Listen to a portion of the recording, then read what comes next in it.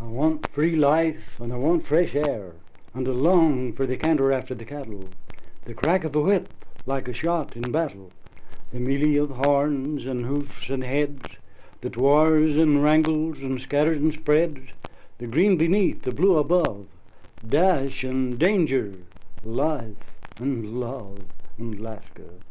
Laska used to ride on a mouse-grey Mustang close by my side, with loosed robe and a bright bell spur, while I laughed with joy as I looked at her. Little cared she, save to be by my side, to ride with me and ever to ride, from San Sabas shore to the blackest tide, in Texas down by the Rio Grande. She was bold as the billows that beat, she was wild as the breezes that blow. From little head to her little feet, she would sway in her syphilis to and fro by each gust of passion. The sapling pine that stands on the edge of a Kansas bluff and wars with the wind when the weather is rough is like this Laska, this love of mine. She would hunger that I might eat, would take the bitter and leave me the sweet. But once when I made her jealous for fun, or something I whispered or said or done, she drew from her bosom a queer little dagger. Like the sting of a wasp, it made me stagger. An inch to the left or an inch to the right, and I wouldn't be maundering here tonight. But she sobbed, and sobbing so quickly bound her torn rebozo about the wound, I quite forgave her. Scratches don't count in Texas, down by the Rio Grande. The air was heavy, the night was hot. I sat by her side and forgot the herd that was taking its rest, forgot that the air was a closer pressed, that the Texas northern comes sudden and soon, in the dead of night or the blaze of noon. And once let that herd in a breast take fright, there's nothing on earth can stop their flight. And woe to the rider, and woe to the steed that falls in front of their mad stampede. What was that, thunder? No, I sprang to the saddle, she clung behind, then away on a hot race down the wind. And never was horse rode half so hard, for we rode for our lives, and you shall hear how we fared in Texas, down by the Rio Grande. The Mustang flew, and we urged him on. There is one chance left, and you have but one. Halt, jump to earth, shoot your horse, crouch under his carcass and take your chance. And if those tears in their frantic storm don't beat you both to pieces at once, you may thank your stars. If not, goodbye. With a quickening kiss, a long-drawn sigh, in the open air and the open sky, in Texas, down by the Rio Grande. The cattle gaining, and just as I felt for my good six-shooter behind my belt, down came the Mustang, and down came we clinging together. What was the rest? A body that spread itself on my breast, two arms that shielded my dizzy head, two lips that hard against my lips were pressed. Then came thunder in my ears, as over us swept that sea of steers, blows that beat black in my eyes. When I could rise, Laska was dead. I gouged out a grave a few feet deep. There in earth's arms I laid her to sleep. There she is lying, and no one knows. The summer shines and the winter blows. For many a day the flowers have spread a pall of petals o'er her head, and the little gray hawk hangs aloft in the air. The sly coyote trots here and there, and the black snake slides and glitters and glides into a rift in a cottonwood tree, and the buzzard sails on and is come and is gone, stately and still, like a ship at sea.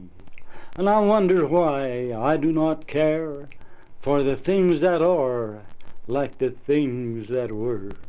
Does a half my heart lie buried there in Texas, down by the Rio Grande?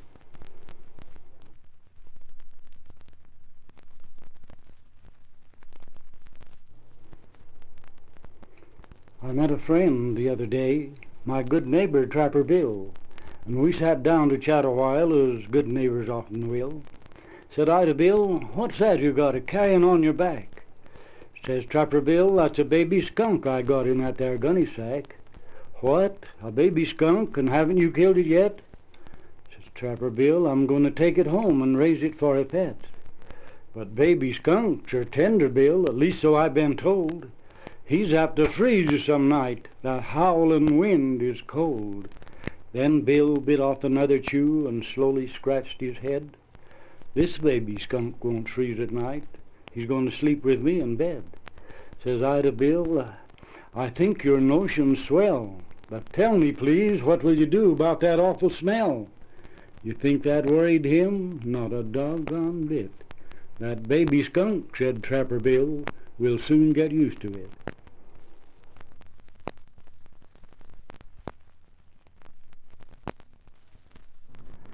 My last will ain't been made out yet. I ain't got much to leave, and I know that all my gambling friends am surely going to grieve, 'cause I don't pay no gambling debts that's made by crooked dice. I ain't never been accused of cheating, except just once or twice. But here I's almost in. My last hand's to be played. I'm going where dice am never seen. They ain't allowed, I'm afraid. My last request am not for flowers and buds to grow on me, no monuments with a name and age for weeping friends to see.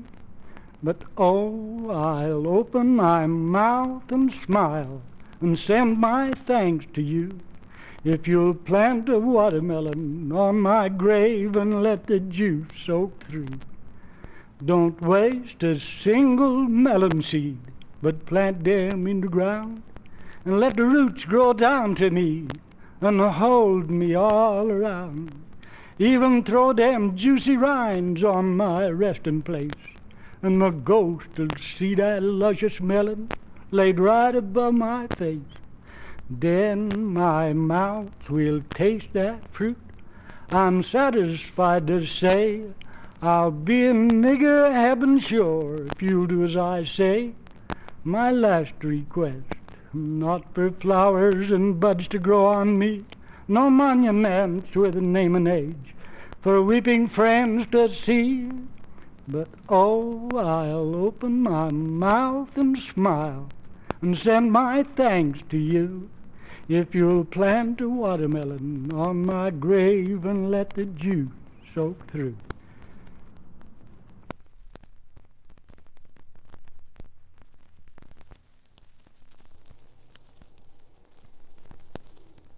I have one funny little boy that comes just to my knee, the queerest chap, the greatest rogue as ever you did see.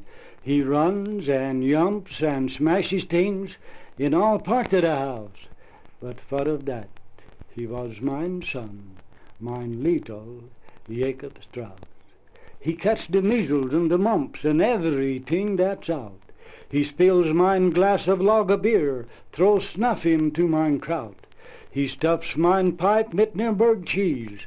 He was the greatest house. I'd take that from no other boy but little Jacob Strauss. He takes mine milk pan for a drum and cuts mine cane in two to make the sticks to beat it mit. I tell you, that was true. He asked me questions such as these. What makes my nose so red? Who was it cut that sleek place out from the hair on top mine head? And where the blaze goes from the lamp and near the gleam I douse? How can I such things explain to that little Jacob Strauss? Sometimes I think I shall go wild with such a naughty boy. I wish again I might have rest and quiet times enjoy. But when he was asleep in bed, as quiet as a mouse, I pray the Lord, take any things, but leave that Jacob Strauss.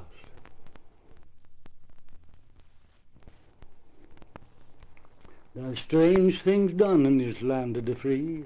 I just can't quite understand.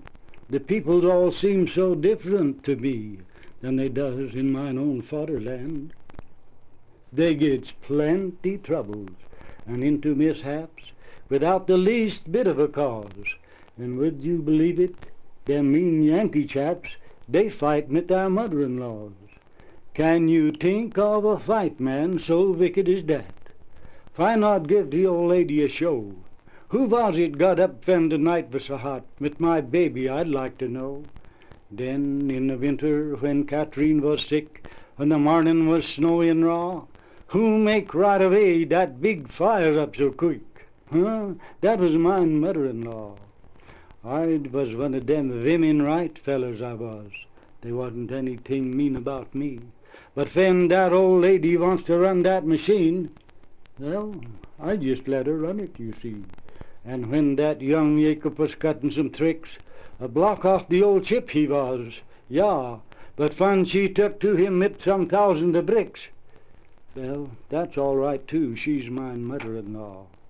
Week in and week out, everything was the same. That woman was boss of the house. But never mind that, I was glad that she came. She was kind to mine young Jacob Strauss. And when there was water to bring from the spring, and firewood to split up and saw, she was welcome to do it. There's not anything that's too good for mine mother-in-law.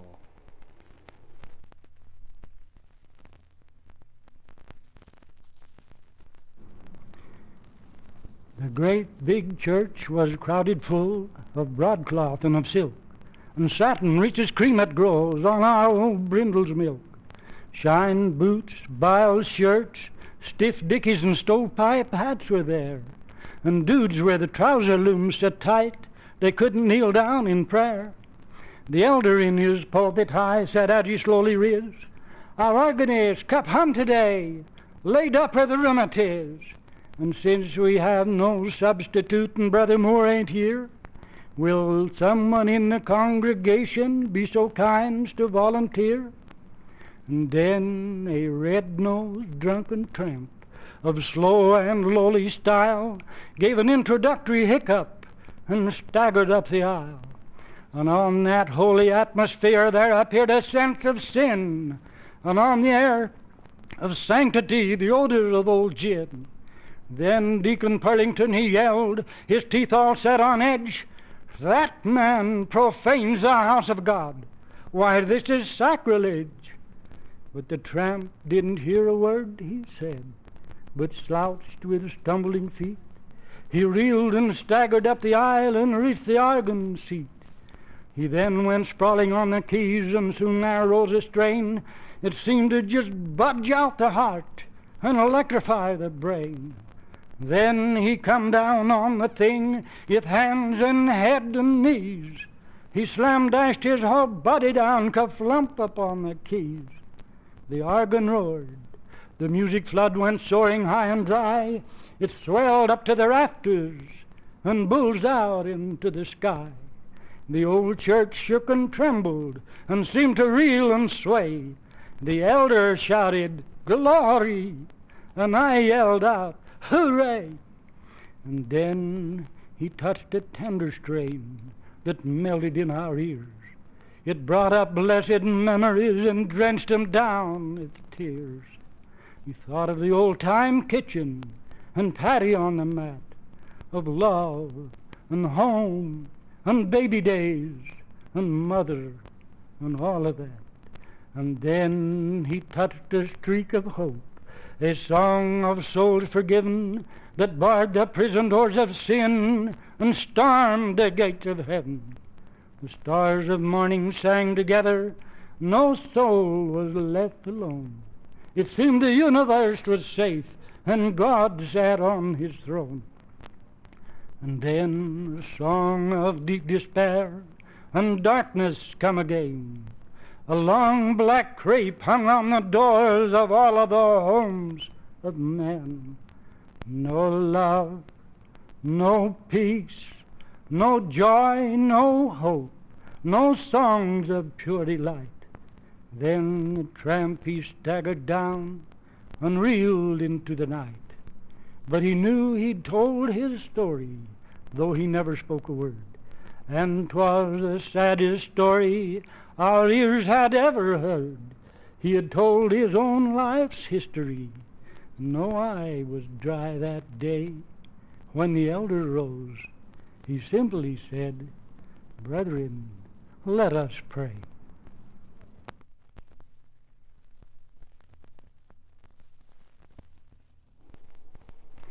Are the hills still green? Do the cows still graze? Do the children still laugh? Are there peaceful days? Is the air still pure and sweet? Is there solitude and quiet? Is clean rain still the source of Mother Nature's diet? Do the squirrels still chitter-chatter as they hide away their nuts? Is the harvest moon still silver and the dirt road still full of ruts? Do the snowflakes still make white castles when drifted by the wind? Does the ice still form as smoothly on the pond around the bend? Does spring still come in slowly with a hope for little things? Do the young birds still work bravely to try their newfound wings? Are the hills still green? Do the cows still graze? Do the children still laugh?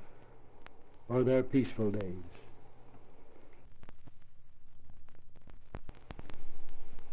Have you ever heard of a sugar plum tree?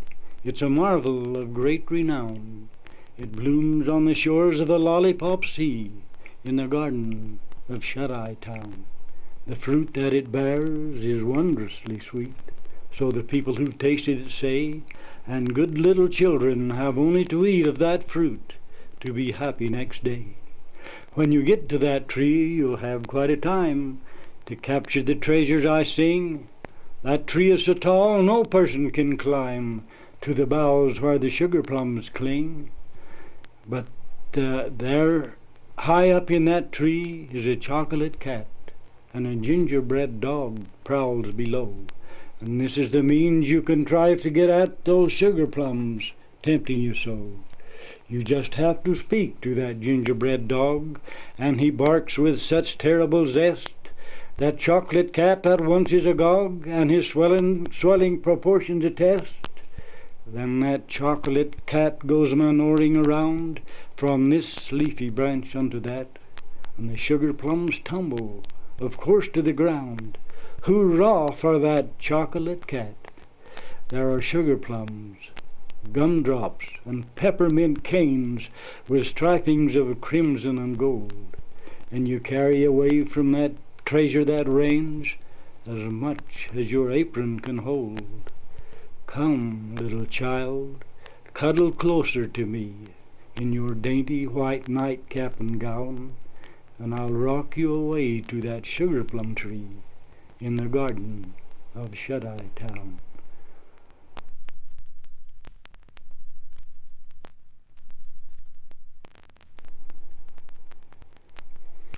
There are strange things done in the midnight sun by the men who mold for gold. Every Arctic trail has its secret tale that would make your blood run cold. The northern lights have seen queer sights, but the queerest they ever did see was that night on the marge of Lake Lebarge I cremated Sam MaGee. Now Sam MaGee was from Tennessee, where the cotton blooms and blows. Why he left his home in the South to roam round the poles, the good Lord only knows. Sam was always cold, but the land of the gold seemed to hold him like a spell. He would often say in his homely way, "Man, I'd sooner live in hell." 'Twas on Christmas Day we were musing our way along the Dawson Trail. Talk about cold!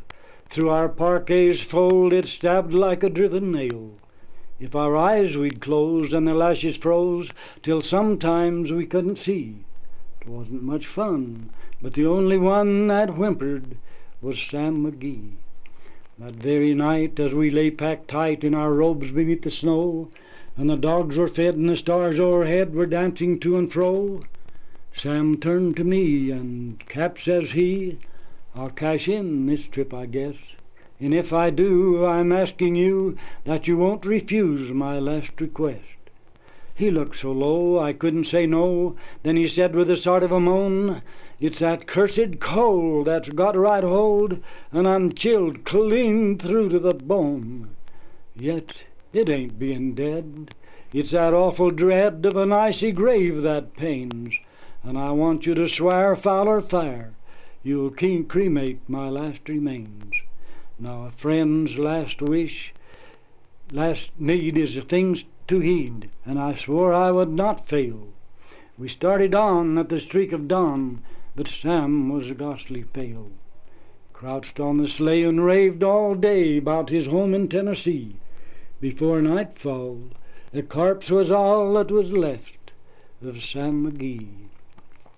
There wasn't a breath in that land of death, and I hurried horror-driven, with the corpse half hid that I couldn't get rid because of the promise given. Sam was lashed to the sleigh, but he seemed to say, "You may tax your brawn and your brains, but you promised true, and it's up to you to cremate my last remains." Now a promise made is a debt unpaid, and the trail has its own strict code. In the days that come, though my lips were dumb, in my heart how I cursed that load.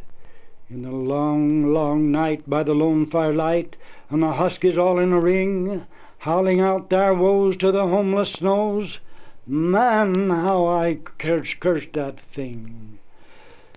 Day after day that silent clay seemed to heavy and heavier grow, but on I went, though the dogs were spent, and the grub was a-getting low. The trail was bad, and I felt half mad, but I swore I would not give in.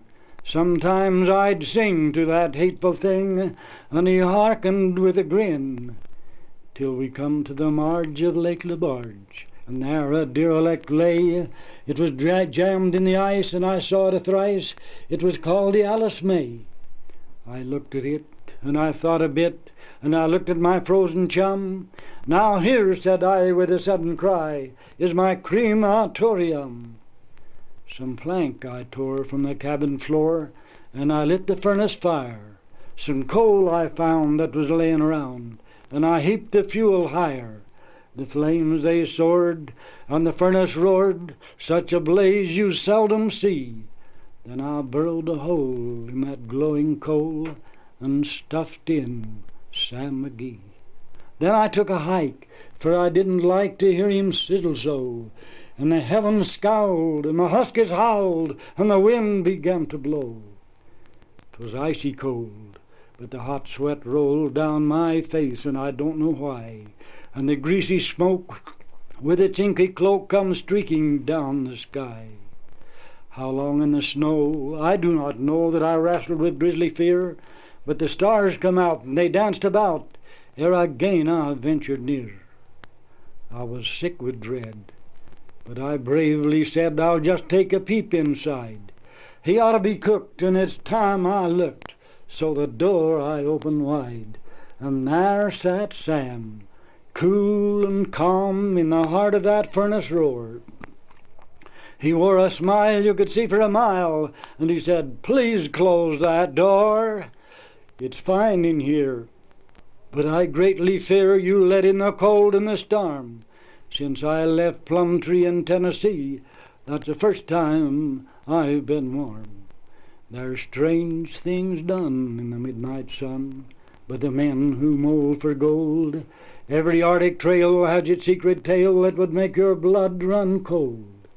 The northern lights have seen queer sights, but the queerest they ever did see was that night on the marge of Lake Lebarge. I cremated Sam MaGee."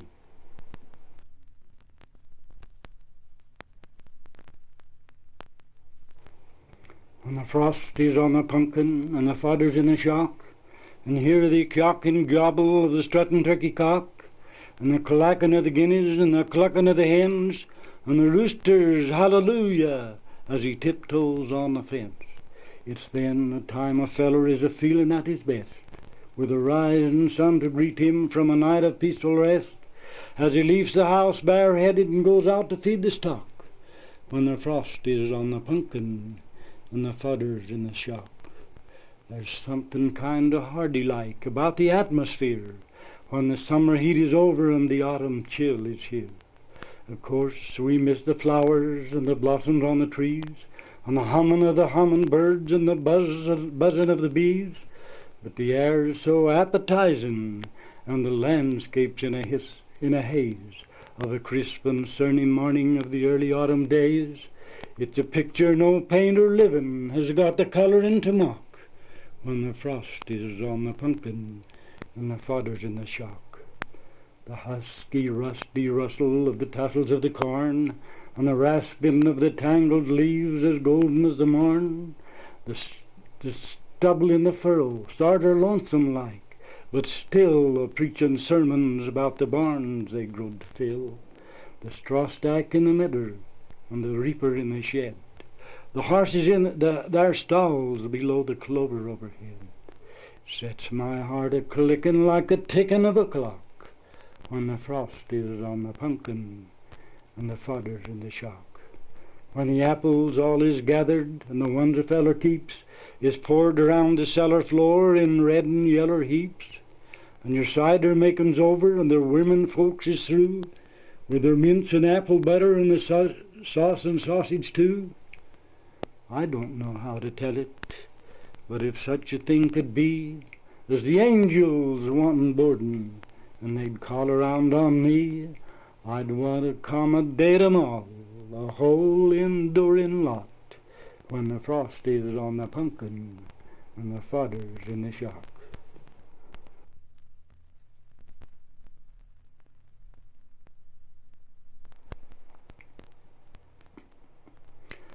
Up from the south at the break of day, bringing to Winchester fresh dismay, the affrighted air with her shudder bore, like a herald in haste to a chieftain's door, the terrible grumble and rumble and roar, telling the battle was on once more, and Sheridan 20 miles away.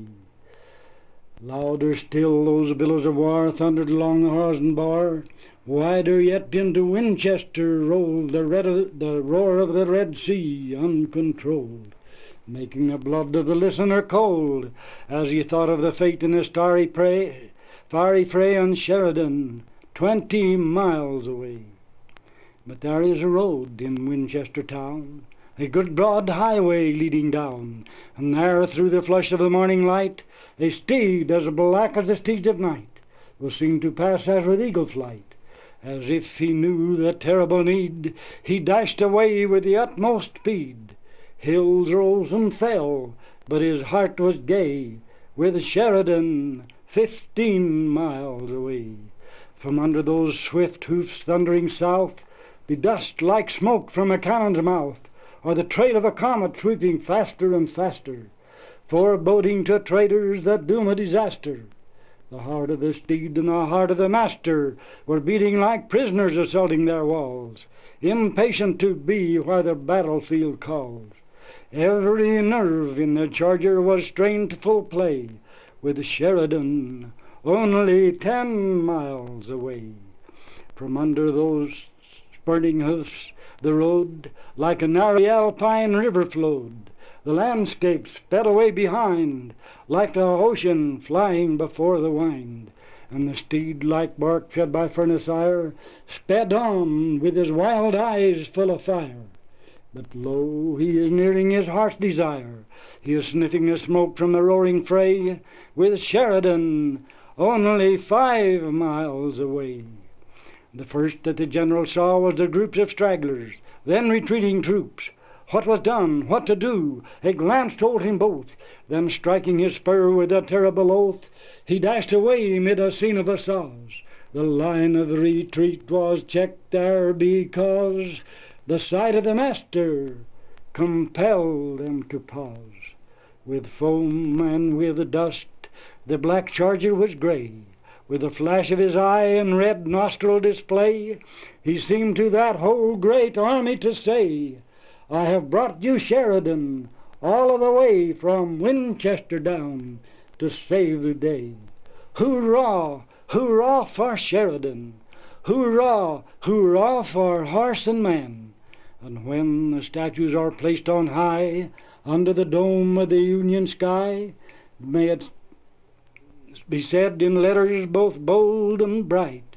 Here is the steed that saved the day by carrying Sheridan into the fight from Winchester, 20 miles away.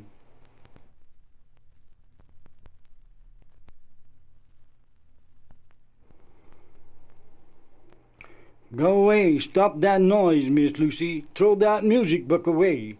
What's the use to keep on trying? If you practice till you're gray, you can't make them notes come flying like the ones that rants and rings from the kitchen to the big woods when Melinda sings. You ain't got them natural organs to make that sound come right. You ain't got the turns and twistings to make it seem so sweet and light. And I'm telling you now, Miss Lucy, and I'm telling you for true, when it comes to real right singing, 'tain't no easy thing to do. Easy enough for folks to holler looking at them lines and dots when there's no one round to sense it and the tune comes out spots. Ain't you ever heard Melinda, blessed soul, take up the cross? Honest, ain't you joking, honey? Well, you don't know what you lost. Ought to hear that gal a warbling, robin, larks, and all them things. They hush they mouth and hide they faces when Melinda sings. Man a playin' on the fiddle puts his fiddle on the shelf. Mockingbird he just won't try to whistle 'cause he's so ashamed himself. Man a playin' on the banjo drops his fingers on the strings. Bless my soul, forgets to move 'em when Melinda sings. She just opens her mouth and hollers, "Come to Jesus, you all hear?" Sinners, trembling steps and voices, timid-like, a drawing near. Then she turns to Rock of Ages, simply to the cross she clings, and you find your tears a-dropping when Melinda sings. It's sweeter than the music of an educated band. It's dearer than the battle song of triumph in the land. It's holier than the evening when the solemn church bells ring, as you sit and listen with me when Melinda sings. Mandy, stop that bacon, hear me? Susie, make that child keep still. Don't you hear them echoes rolling from the valley to the hill? Let me listen. I can hear them through the brush of angels' wings. Sweet and low, swing low, sweet chariot, as Melinda sings.